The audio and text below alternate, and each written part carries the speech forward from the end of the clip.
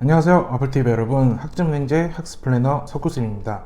보통 대학을 가기 위해서는 수능을 보고 그 결과에 따라 대학의 입시 원서를 제출하여 합격을 받아야 되는데요. 수능에 자신 없는 분이라면 오늘 영상이 여러분의 걱정을 해결하는 시간이 될 것입니다. 특히 간호사, 물리치료사, 방사선사 등 보건계열로 미래의 직업을 갖고 싶은 분들 중 수능 없이 대학 가는 방법을 알려드리도록 하겠습니다. 오늘 여러분에게 알려드릴 전형은 대졸자 전형입니다. 대졸자 전형은 전문대에만 있는 수시 전형 중 하나로 4년제 대학교에는 없는 방법입니다.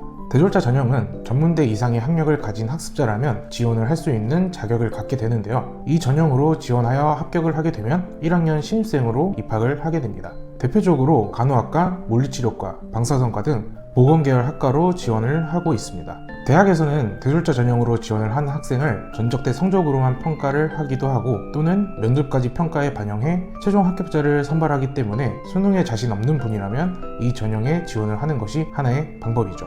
게다가 다른 수시 전형에 비해 지원할 수 있는 자격이 존재하기 때문에 경쟁률 측면을 생각하게 되면 낮은 편이라고 할 수 있습니다. 말씀을 드렸듯 수능 없이 대학 가는 방법인 대졸자 전형은 전문대 이상의 학력을 보유하고 있어야 지원을 할 수 있는데요.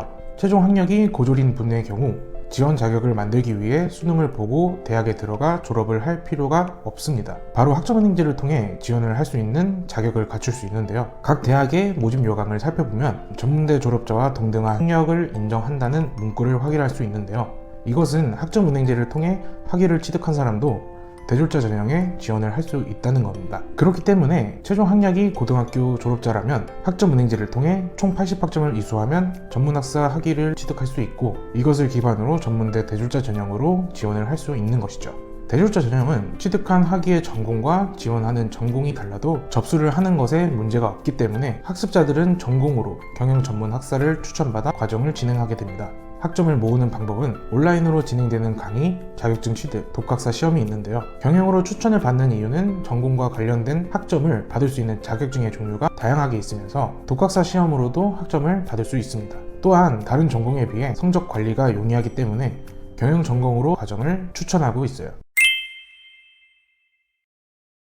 이렇게 수능 없이 대학 가는 방법인 대졸자 전형으로 지원을 한다고 하면 주의해야 되는 것은 무엇이 있을까요? 첫 번째, 성적 관리입니다. 전문대 대졸자 전형에서 학생을 선발할 때는 전적대 성적이 많은 부분을 차지하기 때문에 성적 관리가 무엇보다 필요합니다. 기간을 줄이기 위해서 자격증과 독학사 시험을 통해 추가 학점 얻는 것은 가능합니다. 하지만 자격증과 독학사로 얻는 학점은 최종 성적에 반영은 되지 않기 때문에 온라인 수업으로 이수한 과목에 대한 성적만 전적대 성적으로 포함되기 때문에 온라인 과정으로 성적을 만들고 있는 분이라면 신경을 써야 할 필요가 있습니다. 또한 전문대 이상의 학력을 가지고 있어도 성적이 좋지 않은 분이라면 성적 세탁을 하는 방법도 있으니 걱정 마시고 연락을 주시면 됩니다. 두 번째, 학위 취득입니다. 대부분의 전문대 대졸자 전형은 학점은행제 학습자 중 학위 취득 예정자는 지원을 할 수 없다고 모집 요강에 명시해 두고 있어요. 간혹 학위 취득 예정자도 지원을 할 수 있는 대학도 있긴 하지만 거의 모든 대학에 지원을 하기 위해서는 수시 1차 모집은 10월에 시작하기 때문에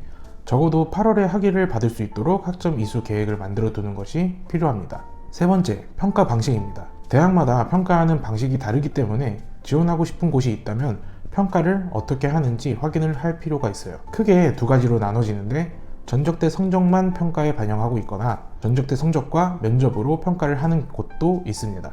면접을 평가 요소로 반영하는 대학의 경우 면접 점수 반영 비율도 다르기 때문에 이 부분은 지원하기 전에 꼭 확인할 필요가 있습니다. 또한 동남보건대와 같이 토익 점수를 필요로 하는 곳도 있으니 여러분이 원하는 대학에 맞춰 준비를 할 필요가 있죠. 마지막으로 여러분에게 수능 없이 대학 가는 대졸자 전형을 지원하고 싶은 분, 특히 간호학과를 희망하고 있는 분에게 한 가지 팁을 알려드리도록 할게요. 대졸자 전형은 수시 1차부터 수시 2차, 정시까지 총 3번을 진행을 하고 있습니다. 이 중에서 되도록 수시 1차에 지원을 하는 것을 목표로 두는 것을 추천드립니다. 거의 모든 대학에서는 수시 1차에서 많은 인원을 선발하고 있고 상대적으로 수시 2차와 정시로는 적은 인원을 선발하고 있어요. 어떤 대학은 수시 1차를 하지 않고 2차만 진행을 하는 경우도 있지만 이러한 것은 특이한 케이스라고 생각해 주시고 되도록 수시 1차에 지원하는 것을 우선적인 목표로 두길 바랍니다.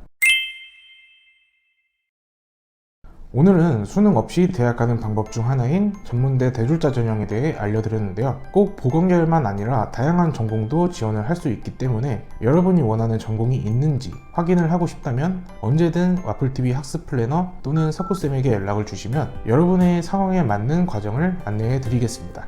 그럼 지금까지 와플TV 학점은행제 학습 플래너 석구쌤이었습니다. 모바일 카카오톡에서 스펙타임을 검색한 후 친구 추가를 하고 물어보시면 바로 알려드려요.